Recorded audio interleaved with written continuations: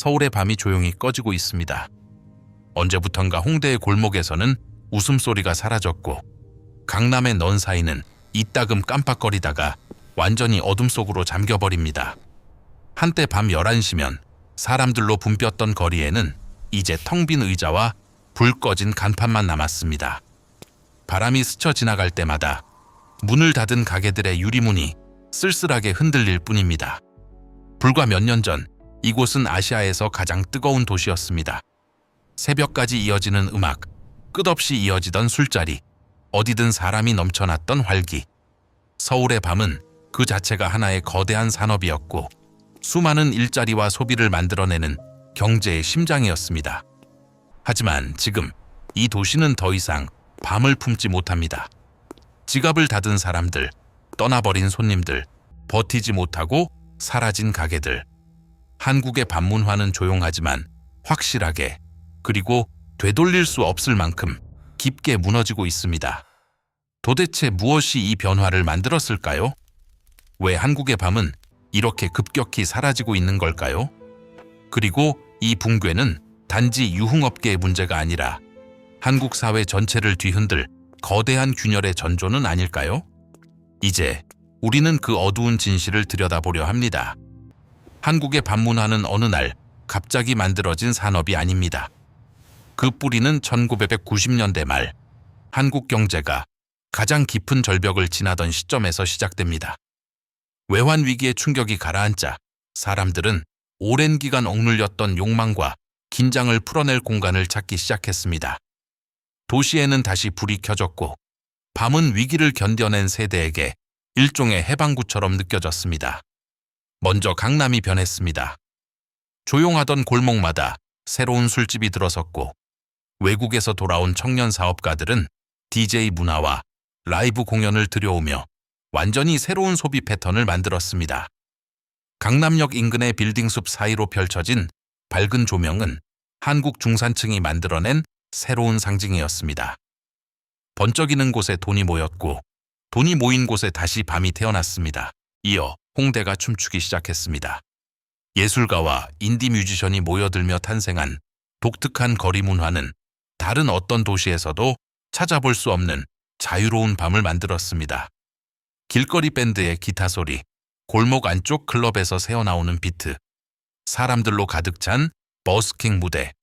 밤이 깊어질수록 도시의 맥박은 더 빨라졌습니다. 또한 부산, 대구, 광주 등 주요 도시들도 자신만의 방식으로 밤 문화를 키워나갔습니다.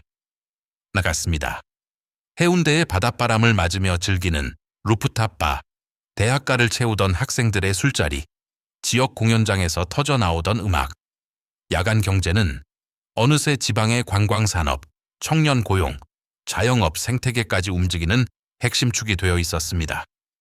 2000년대 중반에 들어서며 밤 문화는 한 단계 더 성장합니다. 중산층이 확대되었고 소비 여력은 꾸준히 증가했습니다. 퇴근 후 술 한 잔은 일상적 문화가 되었고 금요일 밤의 거리에는 발 디딜 틈이 없었습니다.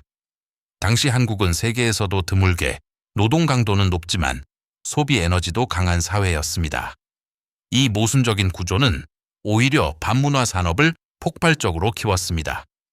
피곤한 일상 속에서 사람들은 밤의 해방감을 찾았고 그 해방감이 바로 시장을 움직이는 힘이었습니다. 그리고 2010년대 한류의 폭발은 이 산업을 완전히 다른 차원으로 끌어올립니다. K-pop 팬, 해외 관광객, 외국인 유학생은 서울의 밤을 새로운 관광 상품으로 받아들였습니다. 홍대 클럽의 대기줄에는 외국어가 넘쳐났고 강남의 고급 라운지 바는 글로벌 인플루언서들의 SNS 피드를 장식했습니다. 한국의 밤은 문화적 브랜드가 되었고 도시 경제에 숨겨진 엔진으로 작동했습니다. 하지만 바로 그 시기 균열도 함께 자라나고 있었습니다. 생활비는 빠르게 오르고 임금 상승 속도는 점점 둔화되었습니다. 경쟁은 심해졌고 개인은 지쳐갔습니다. 표면 아래에서 누적된 피로와 스트레스는 어느 순간 폭발할 수밖에 없는 시한폭탄과 같았습니다. 그 균열이 본격적으로 모습을 드러낸 것은 2020년 이후였습니다. 코로나 팬데믹은 산업 전체의 기반을 뒤흔들었고 강력한 규제와 장기 영업 제한은 야간 경제의 숨통을 완전히 끊어버렸습니다. 그 후유증은 회복되지 않았고 밤 문화는 서서히 and silently 붕괴하기 시작했습니다. 한국의 밤은 여전히 불은 켜져 있지만 그 빛은 예전보다 훨씬 약해졌습니다. 그리고 우리는 지금 그 빛이 꺼지기 직전에 마지막 흔들림을 지켜보고 있습니다. 한국의 밤 문화가 무너진 가장 직접적이고 치명적인 이유는 경제입니다.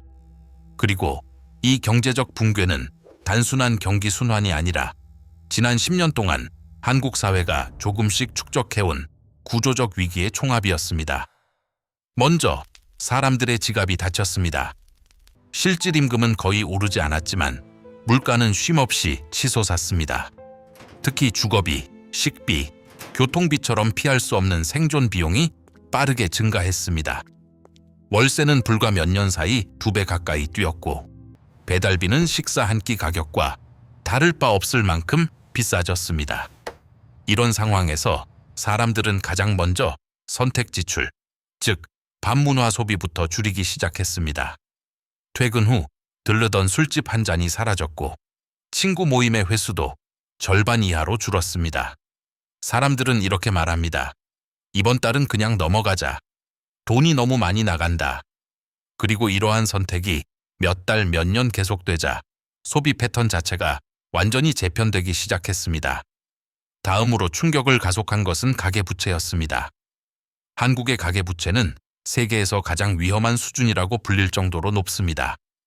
대출금리는 상승했고 이자 부담은 가정의 가처분 소득을 순식간에 잠식했습니다.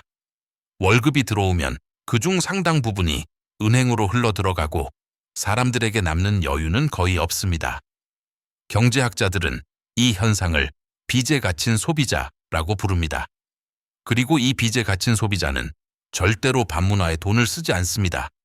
한편 사업자들도 버티지 못했습니다. 술집, 노래방, 클럽 같은 업종은 본질적으로 운영비가 매우 높습니다. 임대료는 매년 상승했고 인건비는 이미 감당하기 어려운 수준에 도달했습니다. 특히 2022년 이후 오른 전기요금과 관리비는 보이지 않는 비용 폭탄처럼 작용했습니다.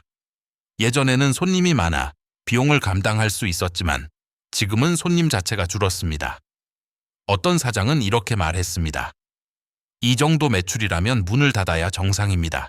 안 닫는 게 이상한 거죠. 그 말은 단순한 하소연이 아니라 현실 그 자체였습니다. 또한 코로나 시기 enforced shutdowns, 강제 영업 제한은 치명적인 후유증을 남겼습니다. 수개월 동안 문을 닫아야 했던 가게들은 빚을 지고 버티는 선택밖에 없었습니다. 그리고 그 빚은 시간이 지나도 사라지지 않은 채 고금리 시대를 맞으며 더욱 무겁게 쌓여갔습니다. 경제가 회복된다고 했지만 그 회복은 자영업자에게 단 한 번도 제대로 도달한 적이 없었습니다. 더 이상 투자도 일어나지 않았습니다. 클럽 인테리어, 공연 장비, 음향 시스템 모두 고비용의 산업입니다. 하지만 불황 속에서 새로운 투자는 거의 사라졌습니다. 새로운 공간이 열리기는커녕 기존의 유명한 장소들조차 하나둘 문을 닫았습니다. 마치 한 시대의 종말처럼 간판이 차례로 꺼져갔습니다. 그리고 결정적인 변화는 가격의 임계점이었습니다. 술 한 잔 4,000원, 칵테일 18,000원, 노래방 1시간 3,000원, 바테이블 최소 주문 금액 벨빗 2,000원. 이 모든 가격은 이미 소비자들이 감당할 수 있는 심리적 한계선을 넘어선 지 오래였습니다. 사람들은 선택했습니다. 밖에서 한잔 할 돈이면 집에서 배달 음식을 시키고 넷플릭스를 보고 게임을 하는 게 더 낫다고. 그리고 그 선택은 너무나 합리적이어서 쉽게 되돌릴 수 없는 행동 패턴이 되어버렸습니다. 결국 한국의 밤문화는 소비자 감소, 매출 감소, 폐업 증가, 거리 침체, 재방문율 하락이라는 악순환에 빠졌고 지금 이 순간에도 그 고리는 끊어지지 않고 있습니다. 경제가 흔들리면 가장 먼저 무너지는 것은 여가 산업입니다. 그리고 지금 그 여가 산업의 붕괴가 한국의 밤을 집어삼키고 있습니다. 빛나던 도시의 밤은 천천히 숨을 잃어가며 더 이상 이전의 활기를 되찾을 수 없을 만큼 깊은 그늘 속으로 떨어지고 있습니다. 한국의 밤문화 붕괴를 이해하기 위해서는 경제만으로는 부족합니다. 이 산업을 지탱하던 사람들의 마음 자체가 변했고, 그 변화는 경제보다 더 조용하지만 훨씬 강력하게 한국의 밤을 무너뜨리고 있습니다. 먼저 가장 뚜렷한 변화는 세대의 가치관 전환입니다. MZ세대는 과거처럼 술집을 전전하며 밤을 보내는 문화를 선호하지 않습니다. 그들은 경험보다 효율을 중시하고 큰 소리와 군중 속의 피로감을 본능적으로 회피합니다. 대화를 나누기 어려운 시끄러운 바보다는 집에서 차분하게 혼자 시간을 보내는 것을 더 가치 있다고 느낍니다. 이들은 이렇게 말합니다. 굳이 시끄러운 곳에서 비싼 술을 마실 필요가 있을까? 이 단순한 질문 하나가 거대한 산업의 기초를 흔들기 시작했습니다. 이어진 변화는 집 중심의 삶입니다. 2019년 이전만 해도 사람들은 퇴근하면 바깥으로 향했지만 지금은 집이 모든 활동의 중심지로 바뀌었습니다. 홈카페, 홈술, 홈트레이닝, 홈시네마. 소비가 사라진 것이 아니라 방향이 완전히 이동한 것입니다. 집에서의 소비는 조용하고 편리하며 무엇보다 안전합니다. 한번 익숙해지면 다시 밖으로 나갈 이유가 사라집니다. 그 변화는 코로나 시기를 지나며 더욱 굳어졌습니다. 집에 머무는 시간이 늘어나자 사람들은 조용하고 안정적인 공간에 익숙해졌습니다. 다시 붐비는 거리로 돌아가려 했지만 이미 몸과 마음이 예전과 같지 않았습니다. 불편함, 소음, 낯선 사람들과의 마찰. 이 모든 요소는 집에서 누리던 편안함을 압도하지 못했습니다. 또 다른 중요한 요소는 사회적 피로감의 누적입니다. 한국은 세계에서 가장 긴 노동 시간을 가진 국가 중 하나입니다. 출근과 퇴근 사이에서 사람들은 이미 대부분의 에너지를 소진합니다. 퇴근 후 친구를 만나거나 술자리를 이어갈 여력이 남아있지 않습니다. 회식에서 살아남기가 자연스러운 농담이 될 정도로 피로는 만성화되었고, 사람들은 생존을 위해 소비를 줄이는 것이 아니라 체력 때문에 소비를 줄이기 시작했습니다. 그리고 사회 곳곳에 퍼진 고립감과 관계 단절도 큰 역할을 했습니다.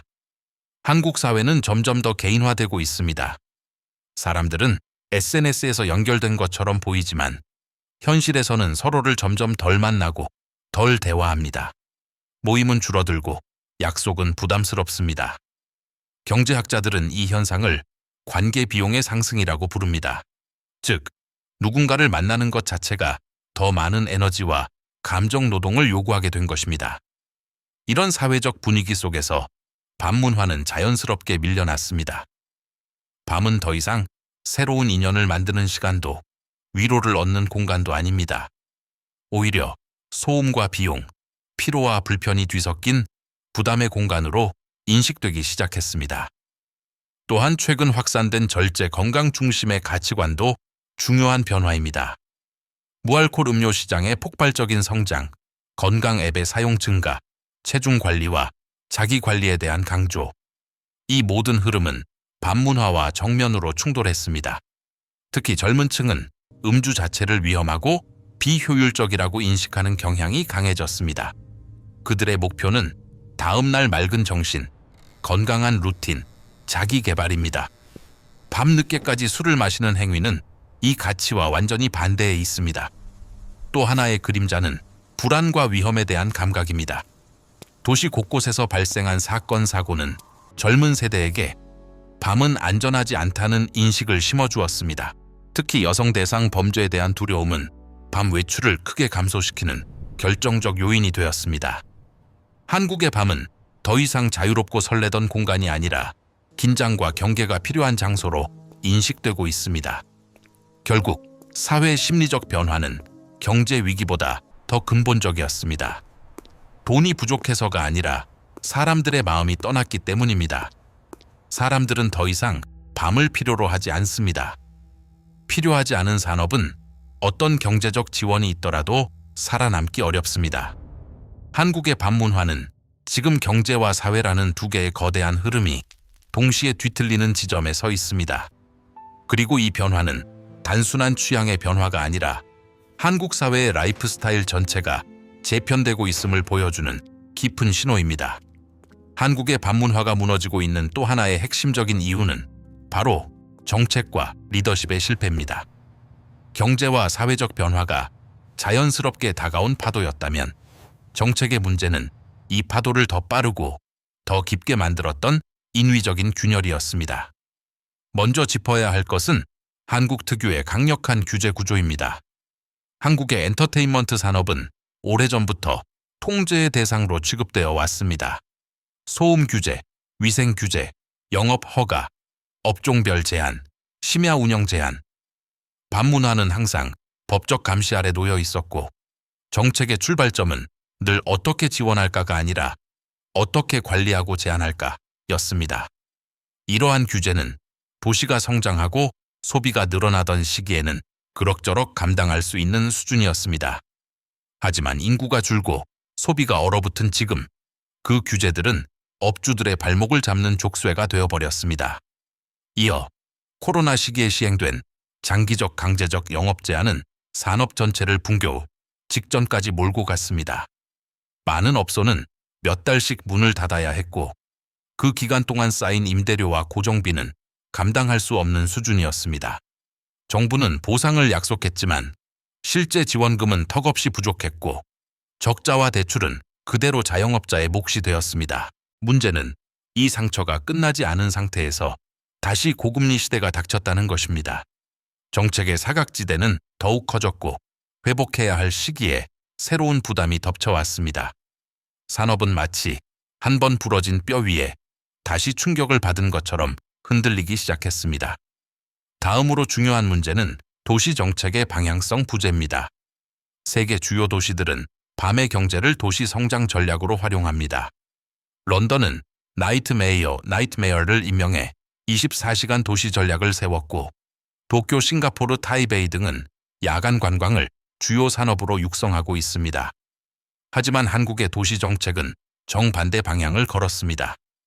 밤을 관리 대상, 위험 요소, 안전 문제로 치환하며 산업적 문화적 가치보다 치안과 갈등 최소화에 초점을 맞췄습니다.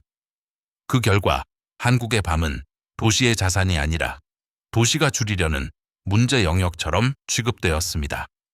또한 정책 결정 과정 자체가 현장의 목소리를 거의 반영하지 못했습니다.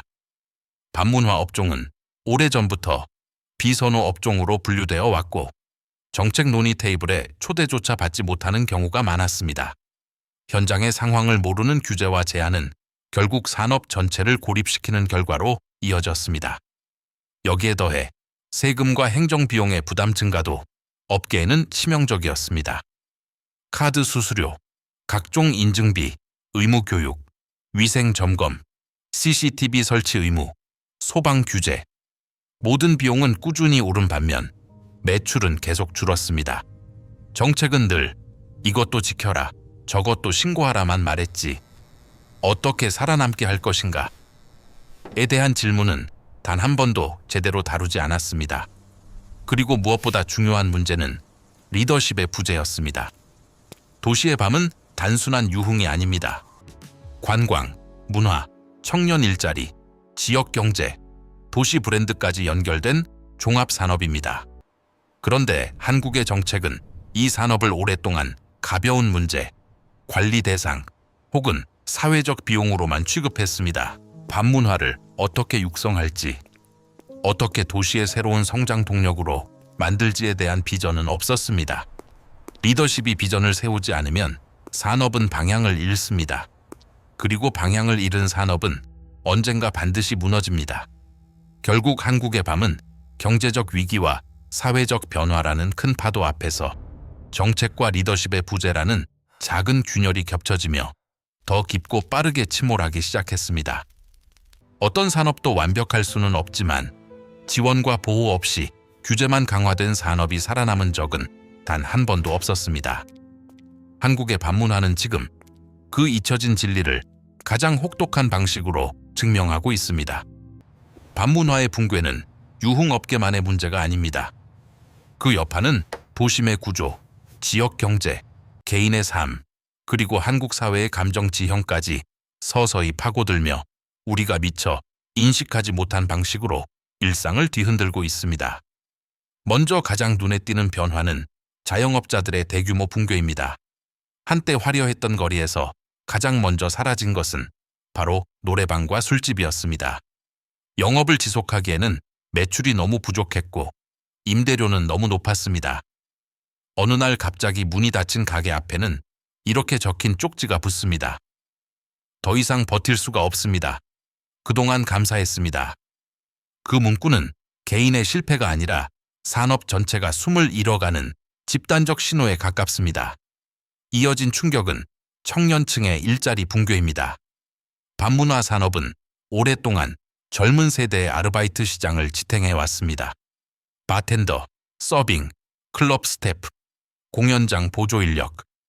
이 일자리는 대학생들에게 생활비를 마련해주고 사회 초년생에게는 중요한 첫 수입원이 되었습니다. 하지만 지금은 그 자리가 통째로 사라지고 있습니다. 한때 활발했던 밤거리의 고용 구조는 텅 비어 있으며 청년들은 다시 취업 경쟁에 압력 속으로 밀려나고 있습니다. 도시의 풍경도 완전히 달라졌습니다. 밤 9시가 넘으면 홍대, 이태원, 부산 서면 같은 곳조차 이전과는 전혀 다른 정적에 휩싸입니다. 사람 없는 거리는 조명만 덩그러니 켜져 있고 빈 상가의 창문 너머로는 흉터처럼 남겨진 내부 인테리어만이 희미하게 보입니다. 도시는 낯선 공허감에 잠식되어 마치 밤이 일찍 죽어버린 도시처럼 보입니다.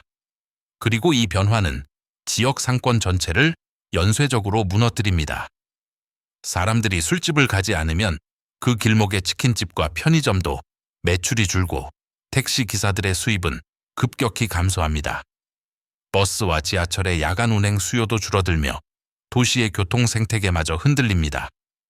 밤이 사라지면 도시는 생각보다 훨씬 많은 기능을 잃습니다. 더 깊은 곳에서는 인간관계와 공동체의 해체가 진행되고 있습니다.